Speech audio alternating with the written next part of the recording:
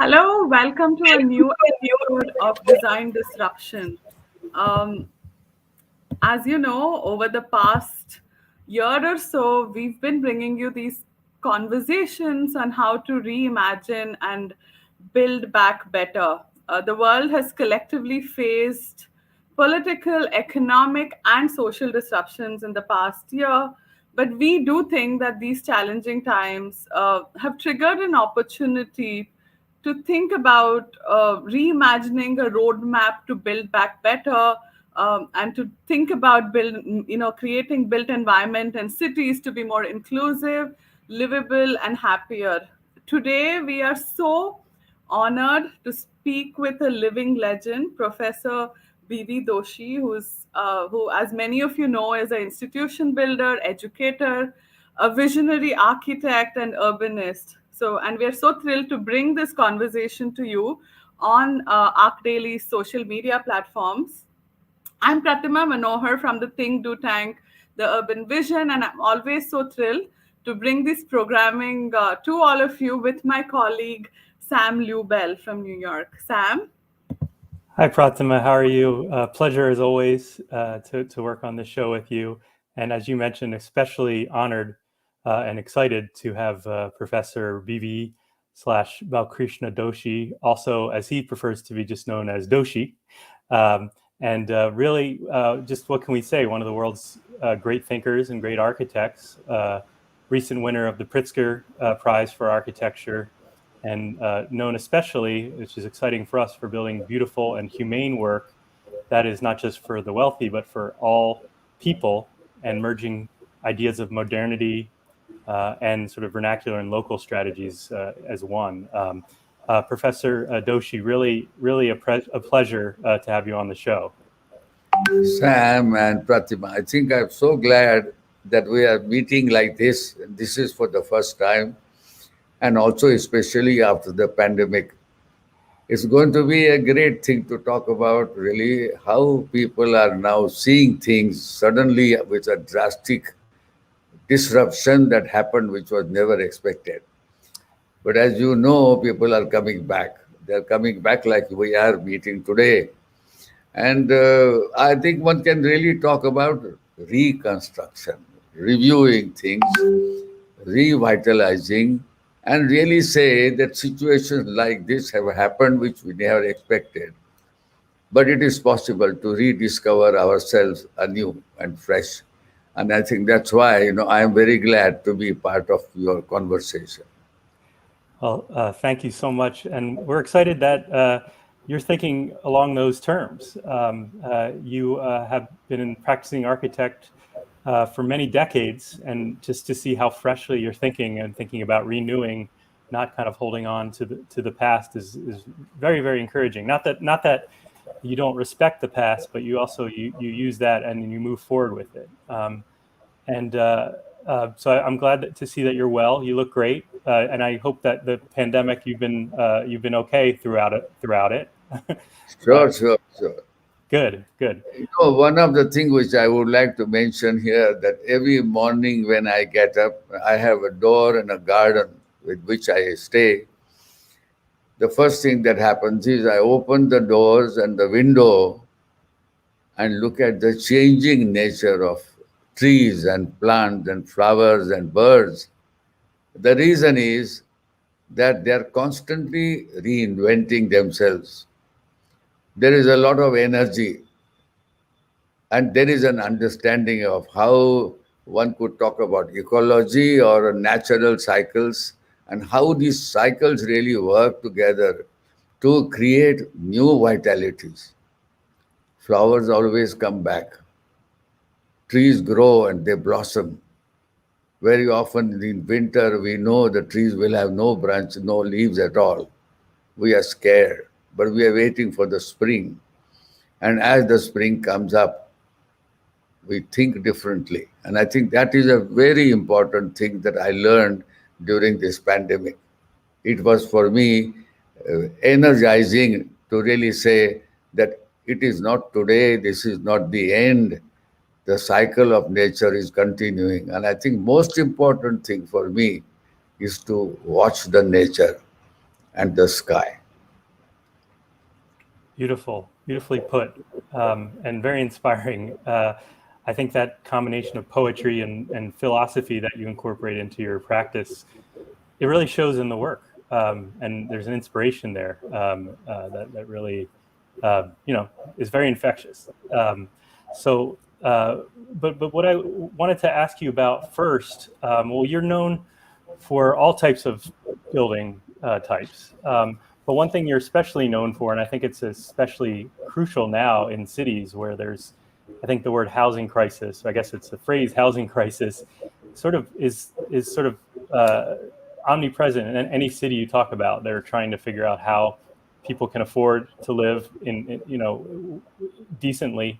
Certainly in India, that's a huge problem. But you're known for creating housing that's humane, intuitive, beautiful, and it's for all incomes. It's not, as I mentioned before, it's not just for the wealthy. And so maybe what we can start off with, and we're going to show some images of your work a little bit later, but maybe you can talk about some of the techniques that you've taken to create this sort of this housing that fosters, that gives people empowerment. It gives them community. It makes them feel dignified, which housing for especially on a larger scale doesn't always do.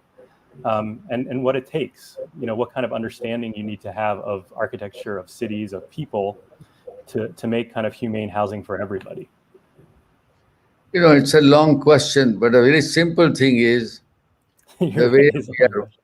the way we are brought up, our young age, our background, our environment, our learning process, all this, when you look at it, you know that we have gradually compartmentalized, and gradually our whole focus, our attitude, our environment is shrinking, and we only know about us as I or you or whatnot.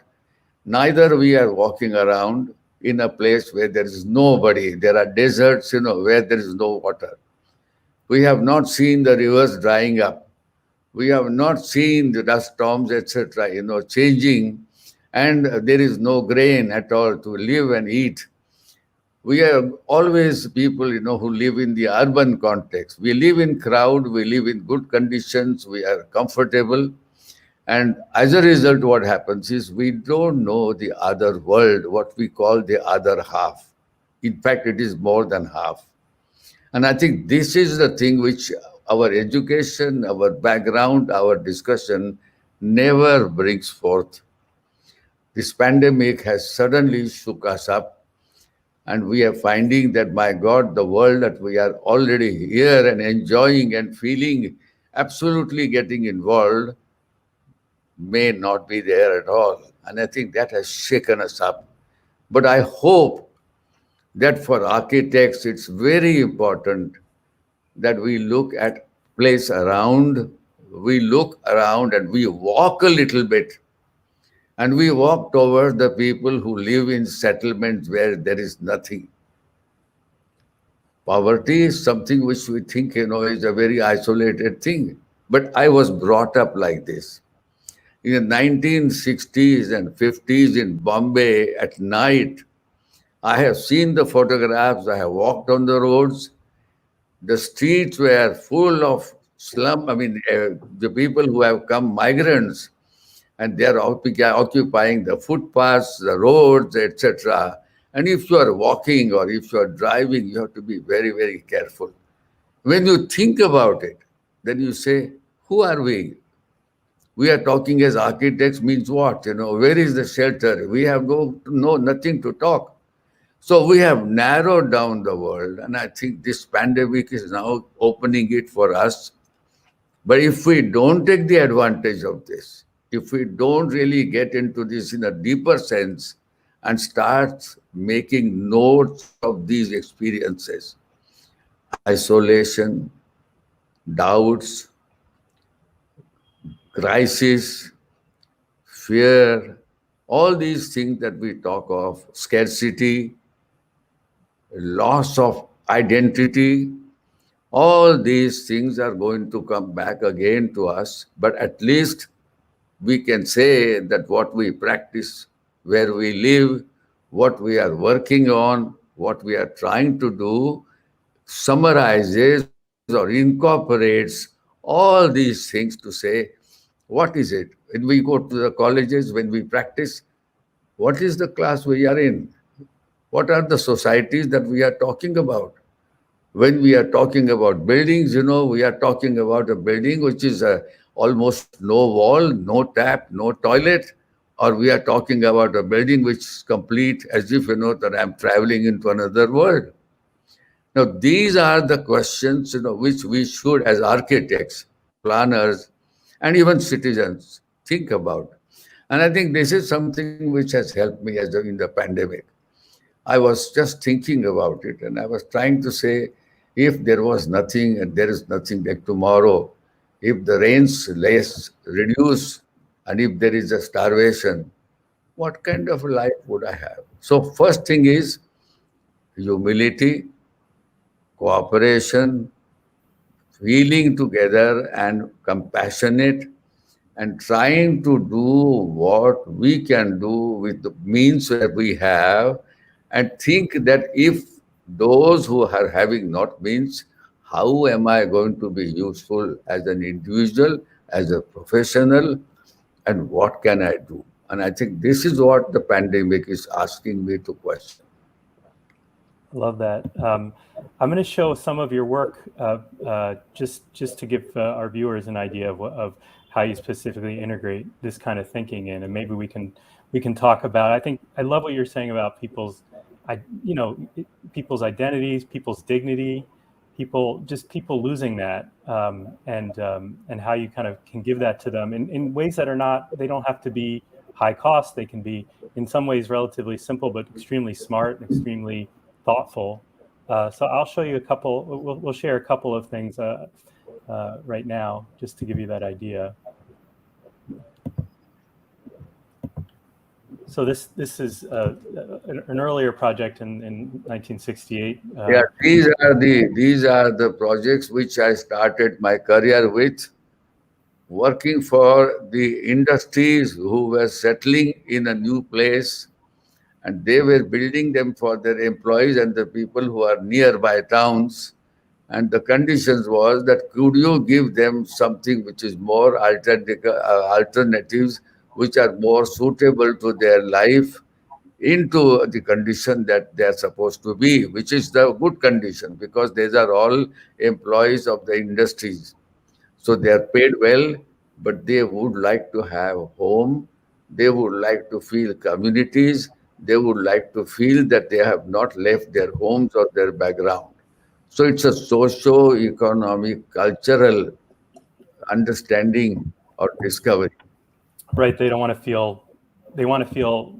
They don't want to feel displaced. If they move somewhere new, they still want to feel comfortable, familiar, and respected as social interaction, education, health, open spaces, gardens, but all that where they can feel that they are again with their neighbors. They are with their people who have come there. Because those people who come to the industry, they would stay there with their families, with their grandparents and whatnot for years. And they eventually become a part and parcel of that society, which has been revitalized or habited. Now, right. this is something which one has to remember. So, connecting to the previous life, previous way of socializing, and connecting further to the future in which they might step in. So, it's really the linking of the past to present to future. And it's also. Professor, Sorry, Prathima. One go more ahead, question. Sam. I apologize. Then, in Aranya, another low-cost housing, there's also this concept of creating these sort of knowing also urban planning quite well, and creating development this kind of little city and these little rooms. It makes me think a lot of I know you worked with Louis Kahn, the architect Louis Kahn, and he was very interested in the idea of creating sort of rooms and sort of creation of spaces that you would see in a building outside in the urban realm. And it certainly seems to be something that you're doing here, is sort of creating these really unique environments, and sort of this really good knowledge, really intense knowledge of urban planning and local architecture, and incorporating that into modern architecture. If I wanted to just slightly make a change in your statement, Please do. urban planning, local conditions, then the kind of society or what you call socio-economic cultural things, image of those words for the people who live in city, people who live on the fringe, and people who live on the roads and the pavement is very different. A definition of a house, for example, like these people who are in the brick, they have come to that Aranya housing. They never had a house. So what you try to do is give them a place for the children, give them a place which they feel at home but secure. You create them, something which doesn't divide but integrates. I think these are the questions which are not taught in the schools. I was heading the school also. So we don't talk about integration, we talk of separation and classification. So one of the areas of our education today is, are we talking about integral life? Are we talking about the life of the elderly and the youngest ones? Are we talking about the people who have unemployment and somebody who has something surplus?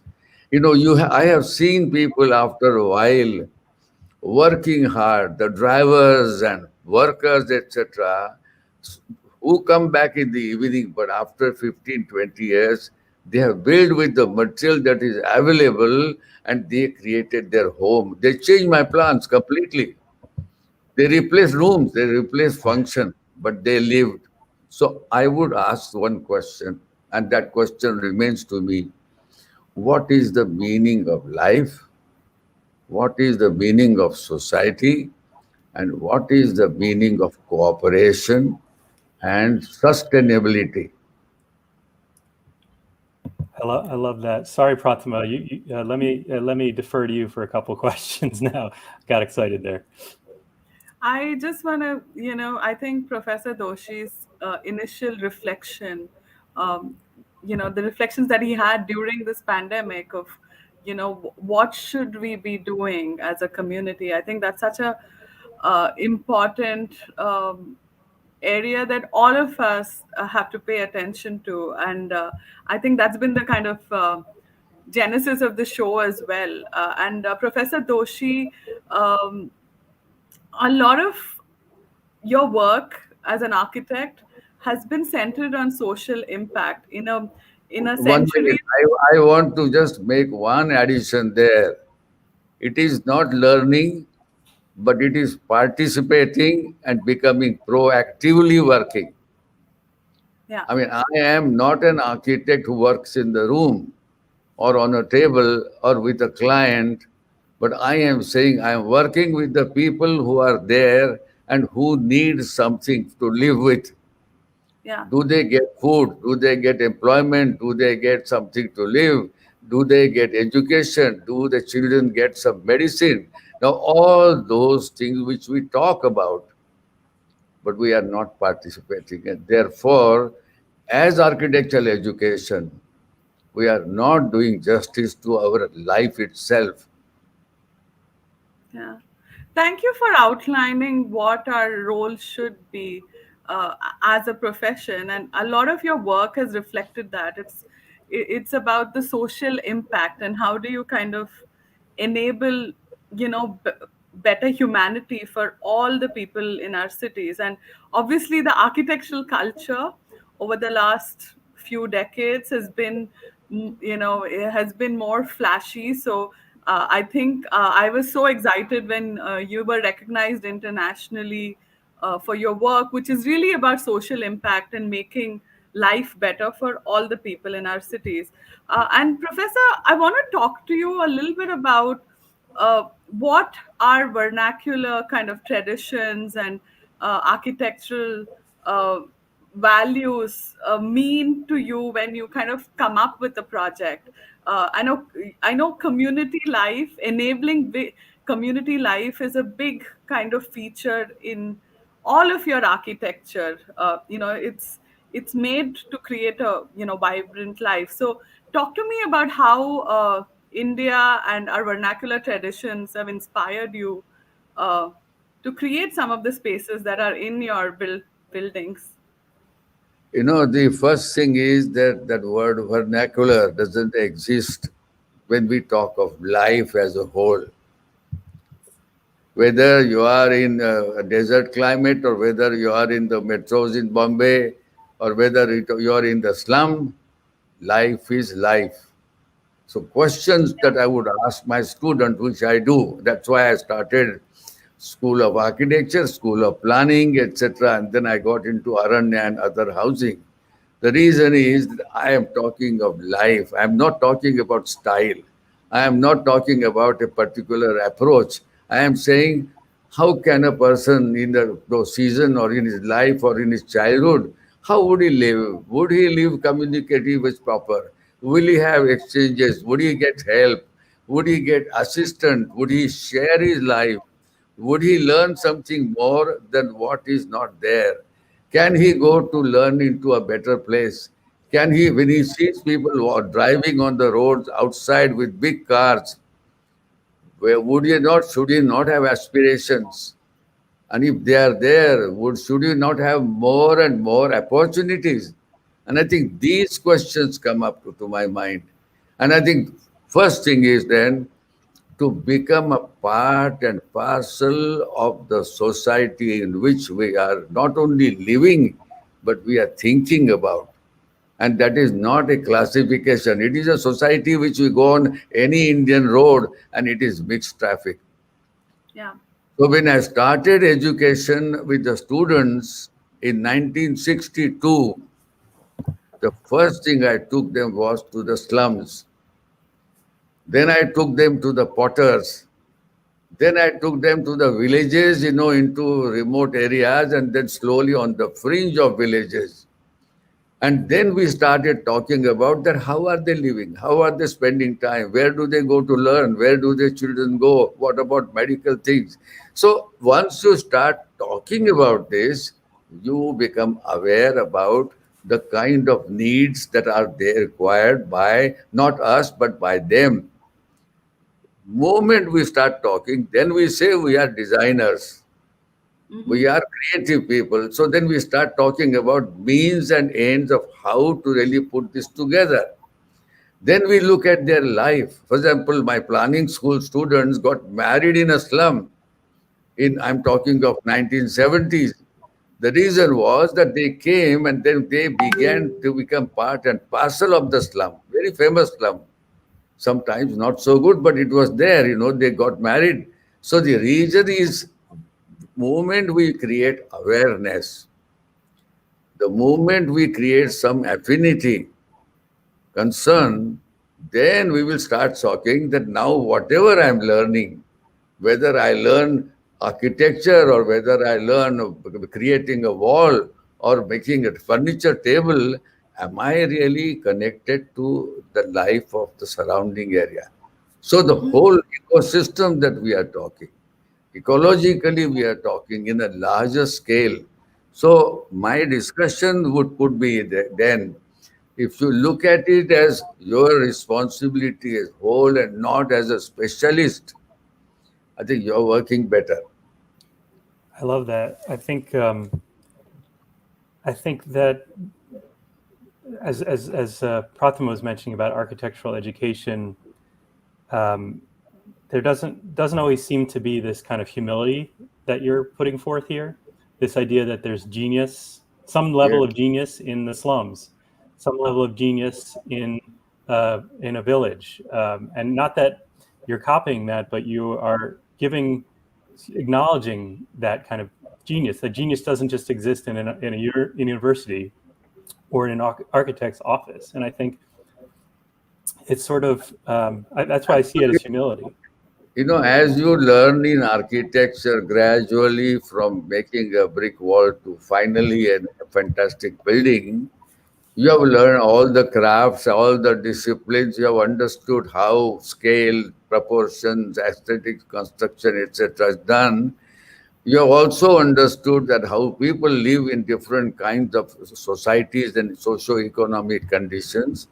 You also have understood that the kind of work and the need that has to be there, it is not isolating, but it is integrating. You are finding then that it is a multiple use, it's a web which is to be required. Like in any place, you go to a village and you see a silversmith or a tailor, and you will find that he needs so many things. So once you have understood this, then you will also know what am I supposed to do as an individual? What is my longing? Where can I be of great use to me and to them simultaneously? I become sensitive, but I'm sharing something, value. So all these things are part and parcel of the education. So when we started School of Architecture, eventually we started planning school and other disciplines, including visual arts center, including other centers that are required. Now all those additions were made to create that comprehensive understanding and awareness, and all that is to be given. Then that is how Aranya came in the end, that it is not what we design, but it is what they design. And in Aranya there is no definition of architecture, it's only life, the quality of life, gracefulness of life. And I just worked on an exhibition about some of the work of Frank Lloyd Wright, and I think he had a very similar approach, even though he doesn't always, he's sometimes has a reputation of being only an egoist, but his approach was you have to learn by exploring.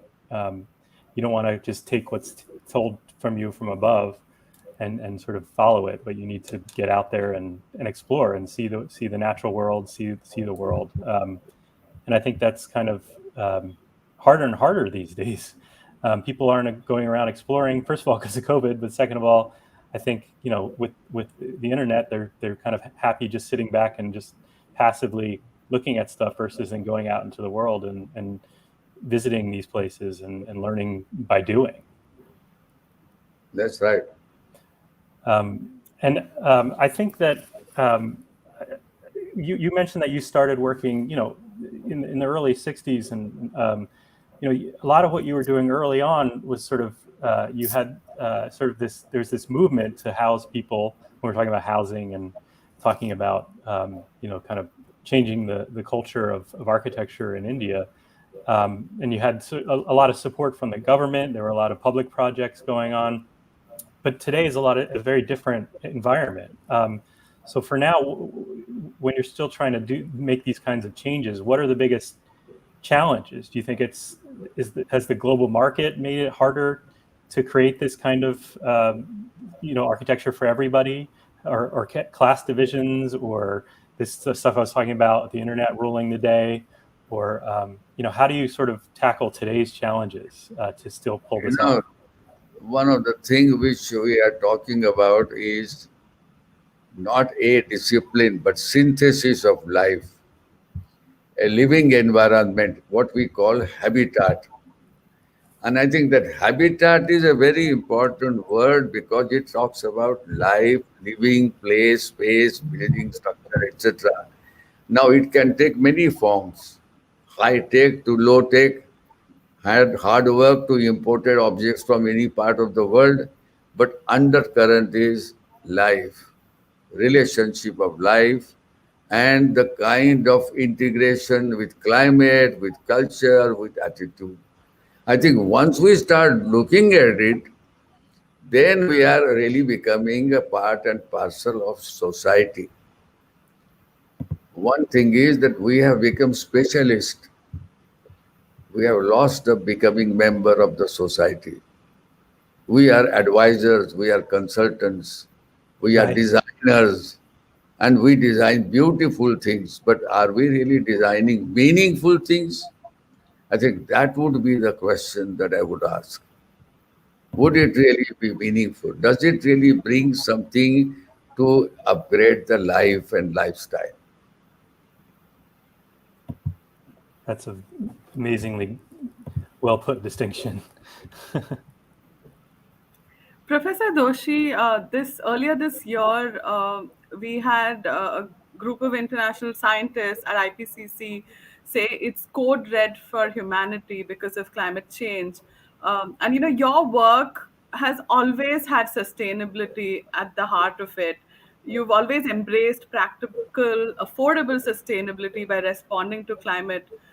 Your own studio, Sangat, and the Gufa Art Gallery have been pioneering case studies in this. I know circular construction is a buzzword these days, but you've used that decades ago, where even in Sangat you used waste materials and minimum resources in construction. Most of your architecture has very low energy loads because you're constantly responding to local climate. So as we face this big threat to humanity with climate change, what is your message to the architecture community to respond to this challenge? What you just now said is good enough as a response. You have said everything that is required. And I really mean it. It is not, that I'm just saying. What you talked about is really how you live or how you live, create your environment, and how do you really relate with your surroundings.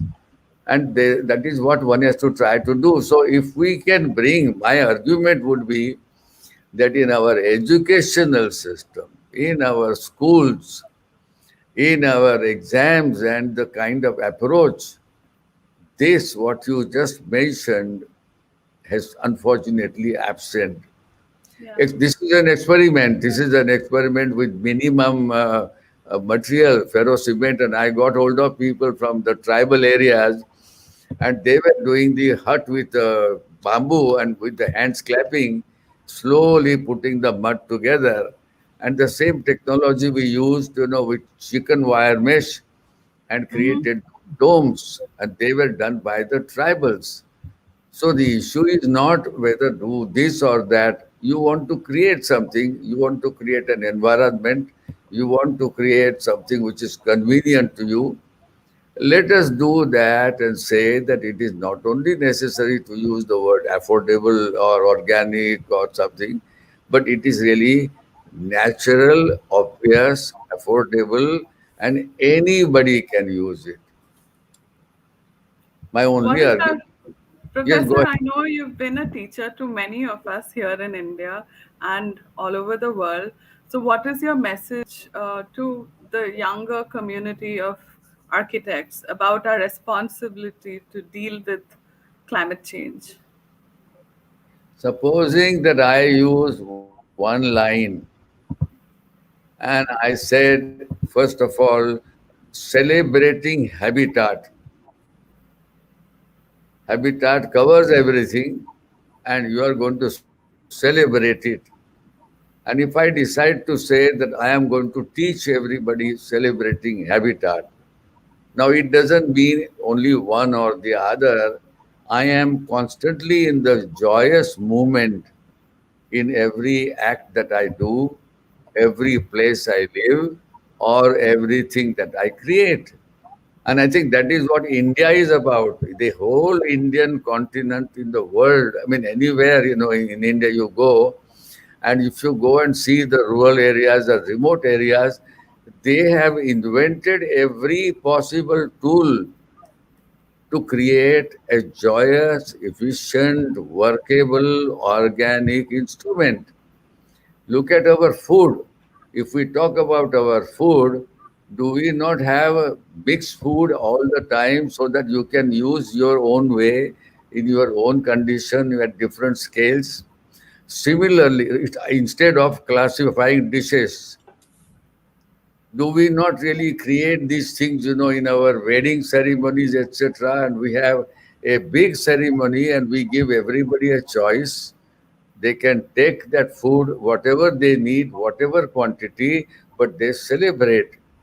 So I would say that what we should write is celebrating habitat.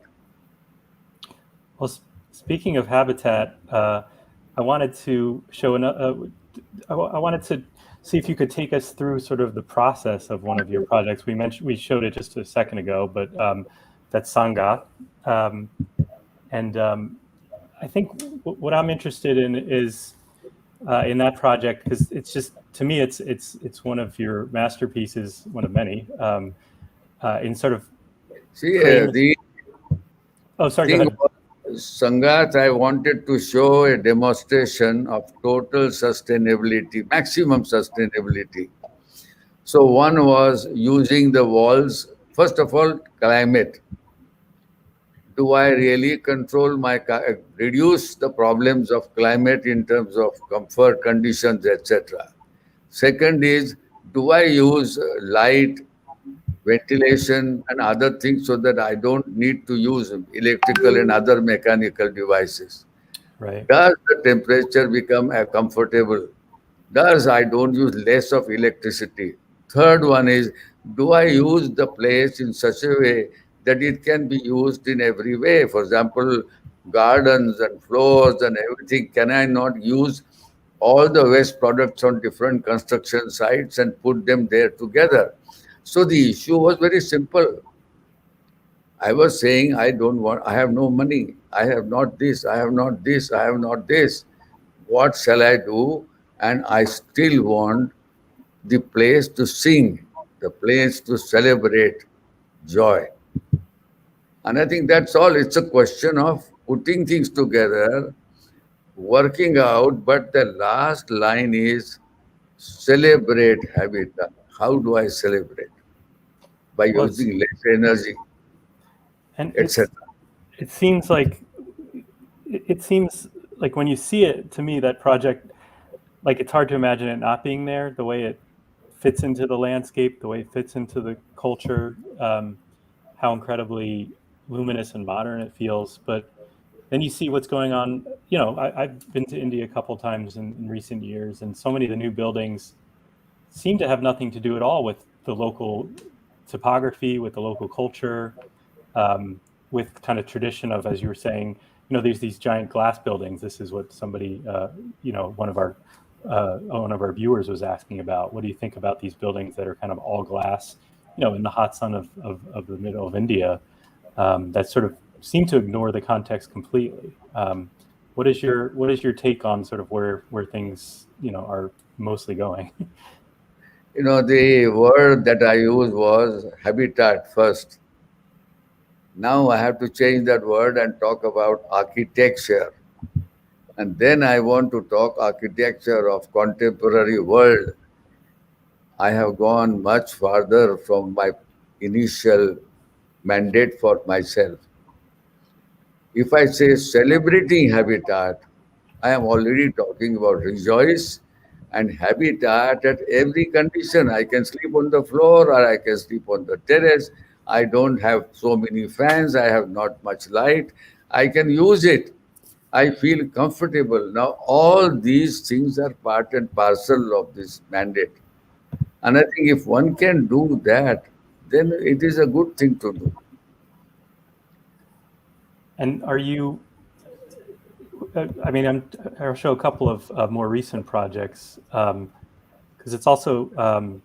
Incidentally, Aranya was done and then as a demonstration because I saw the whole thing, how the slums lived, how the people, the families lived. Then I decided that there should be no definition of architecture, style, and purpose of definition, in a sense, function at a certain standard. Right. And I think they used waste product there. And I was quite surprised and I was so happy that they got the house and they had used drainage pipe, whatever waste product, and they use in the building. So definition of architecture needs to be revised. We should Well, talk only as habitat.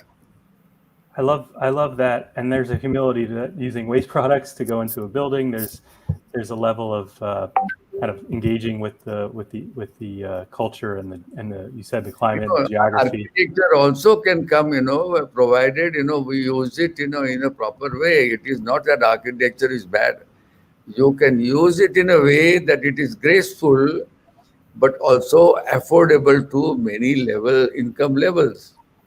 And how about I put up some images here of some of your newer work. And again, you're in your 90s creating some of what I think is incredibly relevant, beautiful work. And but it also doesn't feel dated. I think that's another criticism I have of a lot of new work. It feels a little bit, it feels very much like it'll be in a few years, you'll be able to say, well, this was from this particular period. Whereas your work feels timeless. It could have been done 50 years ago. It could be done now. It feels classic and incredibly modern, but it doesn't feel faddy, following fads, I guess. How do you keep it timeless? One of the things which we have not thought of, we are getting fascinated by mechanical and technological developments and tools, air conditioning, putting lights, putting the condition, finishing materials, using things which are anything that is there which is inconvenient. We must make it very beautiful at any cost, and it should be high tech. So if you remove those things, supposing that all these people had local material, they would do equally good building at what I have done. It would be equally fascinating. So the issue is our educational system is wrong.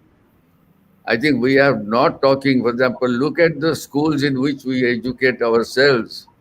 Why are we not doing like Gandhiji was talking about ashram? Why did he build an ashram? He built an ashram the way he thought how to live. And then he created environment in every level. And I think that is important. Important is all has to be fused, integrated, and made into one whole, which we would be enjoying together. I think that's all there is.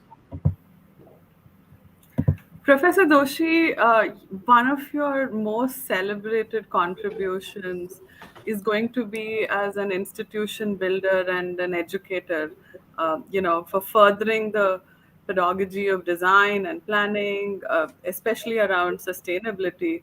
And you've been a founder of so many institutions in India. Tell us a little bit about that. How did that happen? I know you were very young. Literally at the start of your practice, you set up so many of these institutions. How do you see all of that work? You know, in the future, and what's your message to the It community has about to, it this? has to do with my upbringing. I left my home very early, lived very simply, went to Corbusier and had a very, very simple life. But in that process, I learned about simplicity. I was connected indirectly, directly through friends talking about these values, philosophical, social, cultural, etc. So the issue is not what they do, and it is not the Bauhaus, etc. I said I would like to start fresh. I would like to start the fresh the way I think life could be. I don't think I have succeeded 100%, but quite a bit I have done. So first thing was to start the School of Architecture. Eventually, it became the center with planning and other architecture and art and whatnot. But beginning was that, and I began to talk to the students about life. I had no building, no canteen, no place. So the issues that I would think is let us create institutions which we begin with minimum, as if that there is hardly any cost or loss of energy or inconvenience. So we look at nature, we look at climate, we look at habits, we look at our clothing, we look at our discussions and dialogue, and we find that it is possible. A lot of things we don't have to have. You don't, people were educated before, long before electricity came. So the whole question is, what is a comfort level? I am comfortable and I am not comfortable is not true. If I am wedded to life and sustain life, and I feel that I'm enjoying that life, that is actually ideal Gandhian way.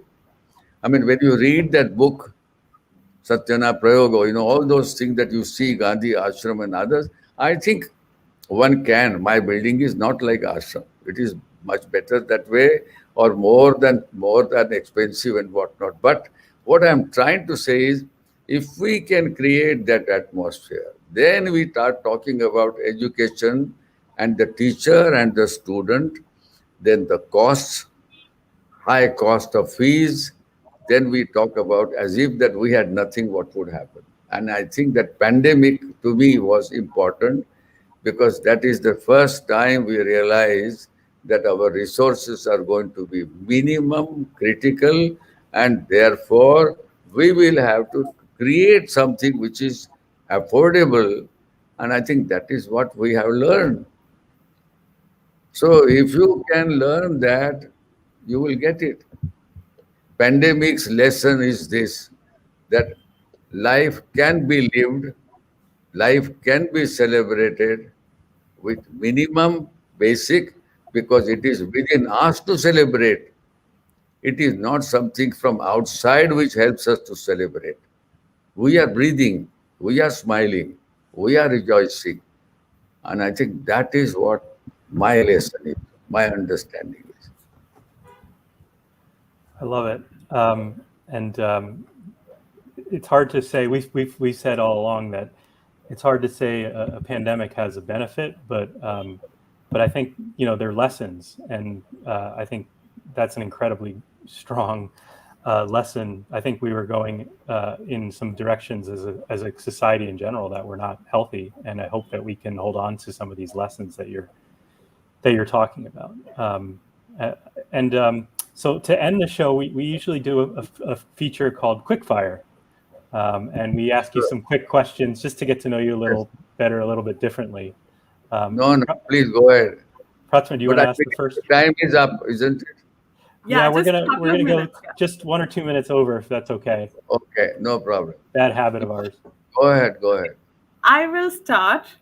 Professor Doshi, which is an unbuilt project that you would most like to realize? Is there a Oh, project that you have designed but has not yet been built, which you'd like to realize? well, I had done a long back a self-sustaining society near Hyderabad, long back with few of my colleague friends, from college.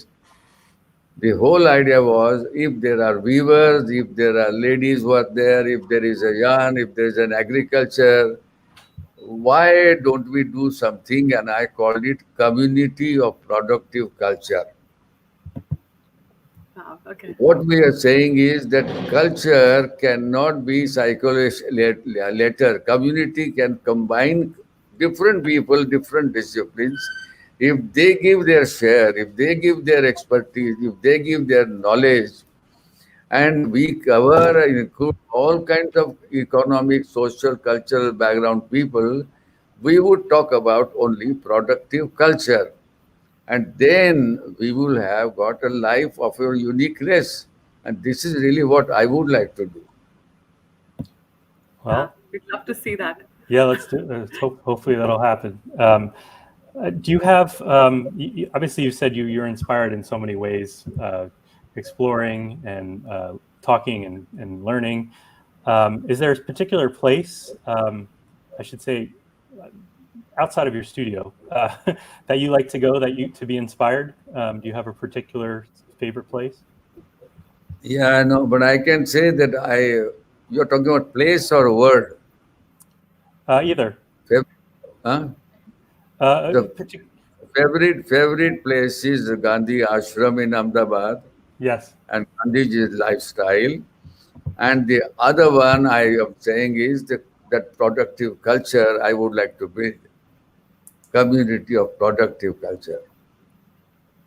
Uh-huh. where all kinds of lives will go on, but they are in harmony with one another and they are interdependent, interlinked. I I think mean, it's if you go to fascinating. see the villages, if you go and see the villages, some of them which are there for a long time, and their life there, if you analyze, is very similar to that. They don't talk of poverty or richness, they talk of work and quality. They think Hmm. about sacredness. So I would think the word sacredness is very important. Okay, final question before we wrap up. Professor Doshi, I know you've built all around the country, but which has been your kind of most favorite place or city or village to build your architecture in? Is there a memorable project in I a think place? so. Aranya, when I go there very often, I still feel very happy because some are incomplete, some are added, some are completely different, some have become 3 stories, people have added. It is all not violation, but to me, it is really saying that this is another way to live. And they all Yeah. are living together. And that is really my favorite, Aranya. All Thank right. you, Professor. I think Let me that's ask one truly, more. Let me ask one yeah. more thing, Prathima. Sorry, I apologize. Thank you, I, Sam. Sorry, I'm sorry that we have taken more time, but that's what it is. I have one question. Do you have a piece of paper near you? Something you could, we're going to do, we wanted to do a little sketch before we end. Do you have anything like Yes, that? yes. So, uh, well, I love what you said about, you were talking about space, Gandhi's ashram, and the kind of instilling sacredness into everything Yes. that you do. So maybe we're going to do a sketch, and I'm going to do one too, and I'm really bad at sketching, so sorry in advance. But maybe do a sketch of kind of your ideal, uh, of an ideal kind of sacred space, a space that you think people would love to go to sort of to kind of get that sense of awe and that sense of meaning that you get in a sacred space. While Professor Doshi and Sam, sketch out their idea of a sacred space, I just want to say hello to the amazing ArchDaily community that joins us on these conversations. Thank you so much. Abdias, Umang, Sale, I hope you enjoyed this conversation and, please continue to comment and discuss further on this amazing dialogue that we've had today with Professor Doshi. And I think he really, set the tone for what our agenda should be as a profession for social impact. So, uh, yeah, I really So enjoyed this conversation. So I think Professor Doshi has his. Excellent. I have written here Professor what Doshi, could you pull it up a little bit? I'm making it full screen. Yes, yes. sacred place for Wow. gathering Courtyard. and celebrating. Courtyard tree, sacred, calm, gathering, gathering place. What's the last words? Celebrating. Celebrating. Celebrating. Yeah. Oh, Professor Doshi, thank you so much for being a sport and indulging us. And I want to, really thank you for inspiring a generation of architects here in the subcontinent and in Asia. I think your message really is the foundation for how we should be practicing this profession. So we are so honored to have this important conversation. Thank you for spending the hour with us. Prathima and Sam, you both were wonderful. You had asked relevant questions, so they provoked me to say something. And I hope, that I have tried to say something which was meaningful. So thank you for arranging this meeting and this video conference. Thank you. Thank you so Thank you, much. We're Professor honored. Doshi. My sketch, I'll just quickly pull it up. It's a Oh, cave, essentially. yeah. It's a cave full of trees, and you walk in, and it becomes more and more full of nature. But your sketch was as was much more thoughtful and beautiful, and your words are equally beautiful, and we really appreciate that. I must tell you that you have drawn a cave, but you have added so many trees, and Yeah, I'm sure there is going to be sunlight, there is going yeah, to be flowers, and there will be fruit and even animals and birds there. there you go. Good, Actually, done a planet in the other way around. yes, good collaboration. I Yeah, need your help on these things. This is good. I think it's wonderful. You are talking about what is on the planet, you are putting it inside and be together with them. Wonderful.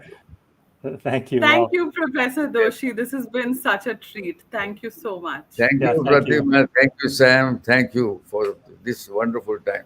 Great. Thank And I hope this is all useful. Very It useful. We're was very amazing. Thank you. extremely inspiring. Thank you. Bye. Bye.